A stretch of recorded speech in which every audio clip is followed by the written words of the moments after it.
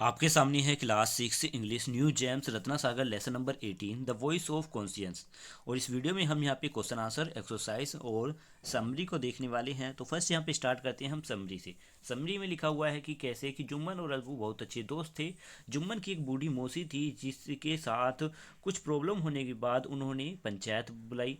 पंचायत में अलगू चौधरी को सरपंच बनाया गया, जिसने जब निर्णय सुनाया तो वहाँ पर उनकी मौसी यानी जुम्मन की मौसी की जीत हुई। और इस पर जो जुम्मन शेख है वो अपने ही दोस्त अलगू का दुश्मन हो गया था।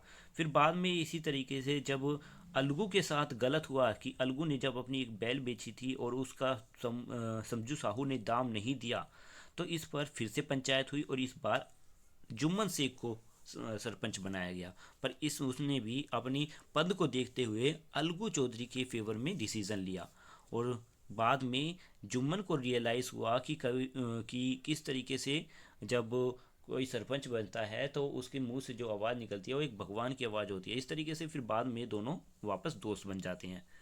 नेक्स्ट है इसमें कंप्लीट दिस सेंटेंस एक्सरसाइज पर आ चुके हैं। फर्स्ट क्वेश्चन का आंसर है इसमें कि Jumman coaxed his aunt in transfer the property to his name by promising to look after her।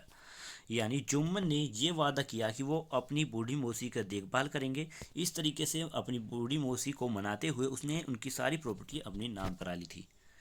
Next है कि अलगू वास अनकंफर्टेबल, कि अलगू बहुत ही अनकंफर्टेबल महसूस कर रहा था जब जुम्मन की आंट ने यानी बूढ़ी खाला ने जब उन्हें पंचायत में बुलाया, क्योंकि वो अपने वहाँ उन्होंने वो नहीं चाहता था कि वो अपने जो बेस्ट फ्रेंड है उसके अपोजिट जाए। नेक्स्ट है Ramdhan Mishra had a score to settle with Jumman because he had persuaded many of his worker to work with him. यानी रामधन मिश्रा भी उससे बदला लेना चाहते थे क्योंकि जुम्मन ने उनके कई वर्कर्स को अपने बहला फुसलाकर अपने काम में लगा लिया था। क्वेश्चन 4 का आंसर है Jumman was elected when Algu was appointed sarpanch. Jumman was elated when Algu was appointed Sarpanch because he thought Algu would give the verdict in his form. Next है read the sentences and answer the question में whom do you appoint as पंच जुम्मन शेख। ये बोला गया कि तुम अब पंच किसको चुनना चाहती हो जुम्मन शेख। पहले इसका निश्चय हो जाए। एक बार ये हो जाता है तो फिर पंचायत जो भी बोले तुम्हें इसका निर्णय उनका जो डिसीजन है वो मानना पड़ेगा। ये वर्ड किसने कहे थे? तो ये वर्ड कहे थे रामधन मिश्रा ने, और ये कहे थे अलगू के लिए कि अलगू चौधरी को सरपंच बनाया जाएगा। नेक्स्ट है what decision was given by panchayat. Panchayat ने क्या डिसीजन दिया? The panchayat decide that Jumman would give Khala's Jaan a monthly allowance. यानी पंचायत ने यह डिसीजन लिया था कि जुम्मन को अपनी बूढ़ी खाला के लिए महीने का खर्च देना होगा। जो भी प्रॉपर्टी में से उन्हें प्रॉफिट होगा, फ़ायदा होगा, उसमें से उन्हें महीने का खर्च देना होगा। अगर वो ऐसा नहीं करते हैं तो उन्हें प्रॉपर्टी वापस देनी पड़ेगी। क्वेश्चन सेकंड है how faithless how deceitful Algu was turn out. यानी जो ये वर्ड कहे थे कि कितना बेरहम यानी अविश्वासी या फिर कह सकते हैं धोखेबाज है अलगू। ठीक है, मैंने इसके बारे में सोचा भी नहीं था। ये लाइन कही थी, तो ये लाइन किसने सोची थी और किसके लिए सोची थी? तो जुम्मन ने ये अलगू के बारे में सोची थी कि जो अलगू है वो इतना क्या कहते हैं अंधविश्वास नहीं, कि बेरहम कैसा हो सकता है या फिर जो भरोसेमंद नहीं होता। अपोजिट वर्ड मुझे याद नहीं आ रहा इसका। तो उसने सोचा कि ऐसा क्यों सोचा, क्योंकि उसने उसके अगेंस्ट खाला जान के फेवर में डिसीजन सुनाया था दोस्त होने के बावजूद भी। क्वेश्चन बी है do you think that Algu was deceitful? Give reason for your answer. No, Algu was not deceitful. As a judge, he had done proper justice and had not given important to franchise। यानी एक जज होने के बाद उन्होंने अच्छा सही decision लिया, उसने फ्रेंडशिप को इम्पोर्टेंस नहीं दी। ठीक है, इस तरीके से उसने सही जजमेंट सुनाया। नेक्स्ट है थर्ड लाइन में you sold me a half dead animal, sold me, कि जो पर्सन था उसने कहा था कि तुमने मुझे आधा मरा हुआ जानवर दिया, तुम्हारी वजह से मेरे बहुत ज़्यादा पैसों का नुकसान हुआ और तुम मुझसे अब पेमेंट मांग रहे हो। ये वर्ड कहे थे समझू साहू ने अलगू चौधरी से जब उसकी एक बुल को उसने ओवरलोड करने की वजह से मार दिया था, वो मर गया था उसका बुल। और इस वजह से उसने और हाँ, तो इस वजह से इसने अलगू चौधरी से ये कहे थे। और ये ऐसा क्यों कह रहे थे कि उसका नुकसान हुआ है, क्योंकि यहाँ पे जब उसकी बुल मर गई थी तो उसने पूरी रात सोकर वहाँ पर बिताई थी जहाँ वो उसकी बुल मरी थी, और उसका सारा सामान चोरी भी हो चुका था। ठीक है, ओके रुको एक मिनट। हाँ, ये सेकंड वाले का आंसर है। ठीक है, और फर्स्ट वाले का है यहाँ पर, मैंने यहाँ पे सॉरी इसको ब्लू कलर करना भूल गया था। ठीक है, तो इसमें पूछा है कि who said this and to who. Answer first यहाँ पे मिलेगा आपको कि ये वर्ड समझू साहू ने अलगू कहे थे, और बी का आंसर है कि ये इसलिए कहे थे क्योंकि उसने उसका बुल समझू साहू ने अलगू चौधरी से खरीदा हुआ बुल को ज़्यादा ओवरलोड करके, ज़्यादा उससे काम कराकर उसे मार दिया था। पूरी रात उसे सोना पड़ा था एक गाड़ी पर, और सुबह को उसकी जितनी भी कमाई थी वो सारी चोरी हो चुकी थी। नेक्स्ट है, डिड द स्पीकर फाइनली पे for the animal. Did the speaker finally pay for the animal? Yes, the panchayat gave the judgment that Samju should pay Algus Chaudhary the full price of bullocks. ठीक है, next है इसमें, why did the जुम्मन्स aunt threatened to call the panchayat, कि जुम्मन ने की aunt ने पंचायत को क्यों बुलाया, क्योंकि उसके साथ सही व्यवहार नहीं किया जा रहा था, उसे महीने का खर्च चाहिए था जिस और हाँ ठीक है, इतना ही लिख सकते हैं आप। नेक्स्ट है इसमें, is your friendship more valuable then your honest. इसका मतलब क्या है, मतलब ऐसा क्यों कहा उन्होंने कि is your friendship more valuable then your honesty. ठीक है, तो जब जुम्मन ने अलगू को पंचायत में बुलाया, सॉरी यहाँ पे जुम्मन्स आंट होगा, when जुम्मन्स आंट, ठीक है, when Jumman's aunt asked Algu to come to the panchayat, he was hesitate as he did not want to destroy his friendship। जब जुम्मन की आंट ने, यहाँ पे आप आंट लगा लेना, एक वर्ड मिस हो गया है, कि जुम्मन की आंट ने जब अलगू को पंचायत में बुलाया तो वो बड़ा ही हेजिटेट महसूस कर रहा था, क्योंकि वो नहीं चाहता था कि उसकी फ्रेंडशिप ख़त्म हो जाए। ठीक है, इसलिए उसकी आंट ने, यानी जो जुम्मन की आंट थी, उन्होंने उसे कहा था कि क्या तुम्हारी जो फ्रेंडशिप है, क्या वो ज़्यादा इम्पोर्टेंट है आप तुम्हारी ईमानदारी से। ठीक है, ये वर्ड इसलिए कहे थे क्योंकि वो मना कर रहा था आने से, अपनी फ्रेंडशिप को ज़्यादा मायने दे रहा था।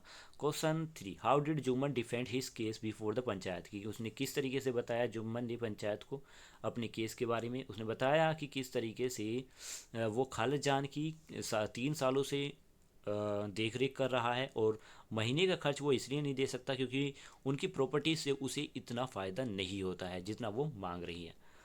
Question 4, what made Algu's and Jumman wife exchange hot word, कि किस क्यों इनके बीच जो लड़ाई झगड़े हो रहे थे, ठीक है, इन दोनों की वाइफ के बीच, अलगू और जुम्मन की वाइफ के बीच ऐसे क्या कहा सुनी इसलिए हुई क्योंकि महीना ही बीता था अलगू की, मतलब जब सरपंच पंचायत हुई थी उसके 1 महीने बीतने के बाद ही उनकी एक बैल मर गई थी, और उनका मानना यह था, उनको ये लगता था कि जुम्मन ने ही शायद उनकी बैल को जहर दे दिया है बदला लेने के लिए, जिसकी वजह से उनके बीच, उनकी वाइफ के बीच बहुत ज़्यादा कहा सुनी हुई और वो अलग हो गई। क्वेश्चन 5 है, हाउ वर अलगू एंड समझू डिफरेंट, कि अलगू और समझू साहू कैसे अलग हैं। कि अलगू जो है अपनी बुल्स का बड़ा ही देखभाल करता था, उन्हें अच्छा खाना देता था, आराम देता था, ठीक है, सोने और हाँ देखभाल भी करता था। तो समझू साहू से अलग था, वो बिल्कुल दयालु नहीं था, वो अनकाइंड था, यानी निर्दय था, सेल्फिश था, क्योंकि वो बुल्स से उन बैलों से ज़्यादा काम कराया करता था।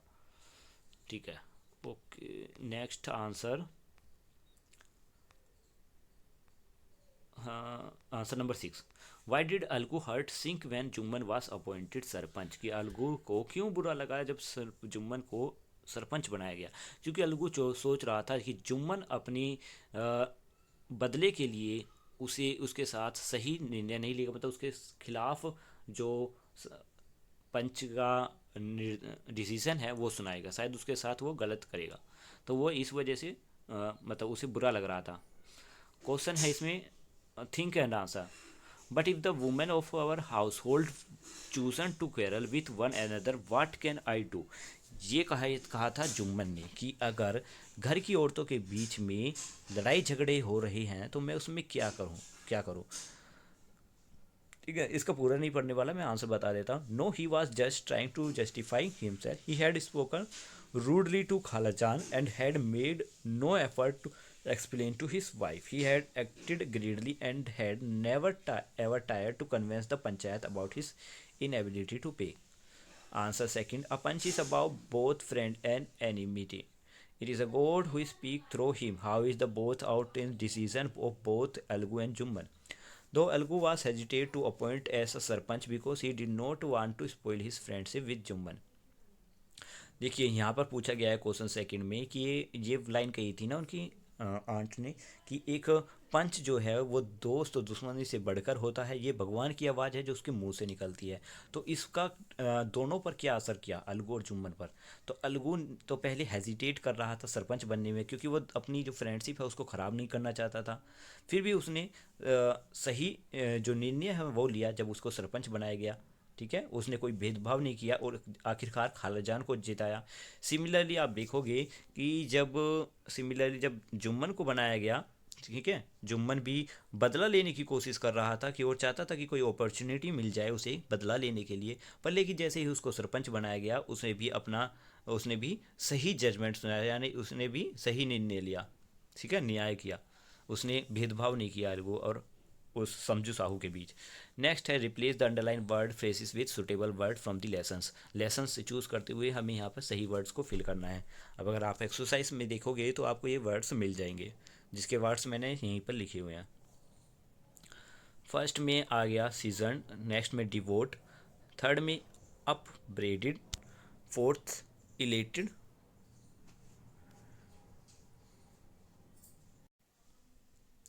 नेक्स्ट है इसमें मैचिंग। आप मैचिंग देख रहे हो, आपके सामने अभी आंसर आने वाले हैं, ये है इनके मैचिंग के आंसर्स। ओके, फिर जब आपकी मैचिंग हो जाए तो हम आगे एक्सरसाइज को करते हैं जिसमें लिखा है complete this sentence using the above expressions. ये है इन सेंटेंसेस को आधा दिया हुआ है हमें जिन्हें को पूरा कवर करना है। ओके,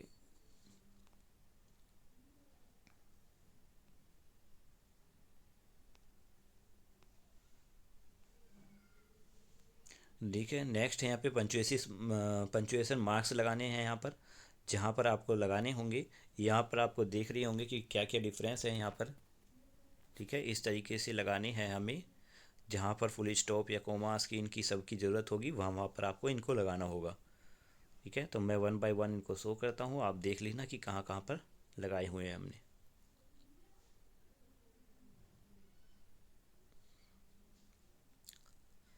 नेक्स्ट है circle italic the correct word with in bracket. मतलब यहाँ पे हमें सही वर्ड को चूज़ करना है।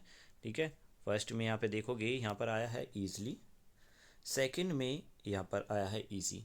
ठीक है, ये वाला वर्ड चूज़ा गया है और बताया भी गया है कि कौन सा एडवर्ब है और कौन सा एडजेक्टिव। ठीक है, फर्स्ट वाला एडवर्ब है ईजली और ये एडजेक्टिव। नेक्स्ट है इसमें ये सेकंड का आंसर, मैंने एडवर्ब और एडजेक्टिव भी लिखा हुआ है साथ में।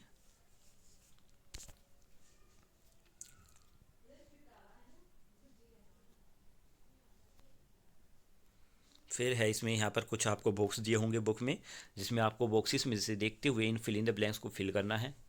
फर्स्ट में आया fluently, second rarely, third recklessly, fourth always regularly, carefully, seldom, everywhere. Next है इसमें circle italic the correct degree of the adverb in the bracket. यहाँ पर भी हमें सही वर्ड चूज़ करना है। यहाँ पर फर्स्ट में आया yearly, second heavily, most swiftly, incredibly, fifth में मोस्ट स्किलफुली और सिक्स में एक्यूरेटली। नेक्स्ट है इसमें ट्रू और फॉल्स। ट्रू और फॉल्स में लिखा हुआ है Shekhar is a small farmer, sorry मैं पूरा पढ़ा ही नहीं कोशिश में। Manu and Shekhar have a dispute to settle, listen to your teacher and account of their dispute and answer the question of the following. आप पूरे क्वेश्चन को बुक में पढ़ सकते हो और इसके आंसर आपको यहाँ पे मिलेंगे, first true, second false, third false. Next है इसमें टिक द करेक्ट ऑप्शन में Shekhar had not been getting enough water for his field for 2 summer 3 summer. अब देखो इसको जो एक्टिविटी है इसको पहले आपको उसमें आपको इसको पढ़ना होगा, ठीक है, मनु और शेखर के बारे में कि क्या हुआ था इनके बीच। फिर आपको ये आंसर आपको मिल जाएंगे, फिर आपको समझ में आएंगे कि ये आंसर क्यों लगाए गए हैं। नेक्स्ट है इसमें स्पीकिंग पोर्शन में, given below are few situations, response to them with appropriate exclamatory expression. यहाँ पर कि आपको सिचुएशंस दी हुई हैं कोई, कि इन सिचुएशन में आप क्या बोलोगे या किस तरीके से रिएक्ट करोगे, ये आपको यहाँ पे फिल करना है। फर्स्ट क्वेश्चन है, आप friends gift you a bucket of flower. एक दोस्त आपको फ्लावर का एक बकेट देता है तो आप कैसे बोलोगे। यहाँ पे आप लिखेंगे व्हाट ब्यूटीफुल फ्लावर, ठीक है, या फिर how sweet of you to bring me a flower. Second है, a gymnast has score a perfect 10, bravo, how well he play, ठीक है। और ये लास्ट में थर्ड का आंसर है, your brother has lost his text book a second time, कि दूसरी बार तुम्हारे भाई ने अपनी जो टेक्स्ट बुक है वो खो दी है। तो यहाँ पे आप लिखोगे हाउ केयरलेस ऑफ यू, ठीक है। तो ये वीडियो का लास्ट पोर्शन था जो कंप्लीट हुआ है। वीडियो अच्छी लगी है तो लाइक ज़रूर करना है। Thank you, have a nice day, bye.